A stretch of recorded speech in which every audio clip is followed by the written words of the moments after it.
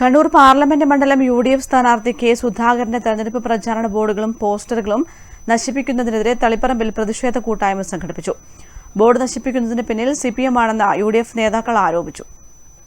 തളിപ്പറമ്പ് മണ്ഡലത്തിലെ വിവിധ ഭാഗങ്ങളിൽ കെ സുധാകരന്റെ ഫ്ലക്സ് ബോർഡുകളും പോസ്റ്ററുകളും വ്യാപകമായാണ് നശിപ്പിച്ചത്. കഴിഞ്ഞ ദിവസം രാത്രിയിൽ തൃച്ചംബരം പ്രിയദർശിനി ഓഫീസിനകത്ത് സൂക്ഷിച്ച 8 വലിയ ബോർഡുകൾ മുഴുവനായും കീറി നശിപ്പിച്ചു. നശിപ്പിച്ച ബോർഡുകൾ നിരത്തിവെച്ചാണ് തൃച്ചംബരത്ത് പ്രതിഷേധം സംഘടിപ്പിച്ചത്. നാട്ടിലെ സമാധാന അന്തരീക്ഷം തകർത്ത് പോളിംഗ് ശതമാനം കുറച്ച് തെരഞ്ഞെടുപ്പ് വിജയം അട്ടിമറിക്കുക എന്ന തന്ത്രമാണ് CPM നടപ്പിലാക്കുന്നതെന്ന് പ്രതിഷേധം ഉദ്ഘാടനം ചെയ്ത DCC general secretary T. Janardhanan പറഞ്ഞു. നാട്ടിൽ സമാധാന അന്തരീക്ഷം ഇല്ലായ്മ ചെയ്യുക എന്നതാണ് CPMകാർ ഇന്ന് കാണിക്കുന്ന പ്രവർത്തനത്തിന്റെ ഒരു ഭാഗം.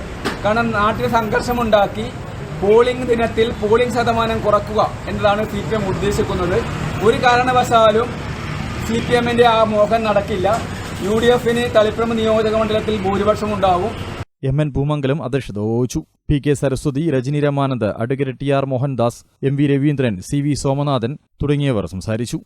News bureau, Taliparamba.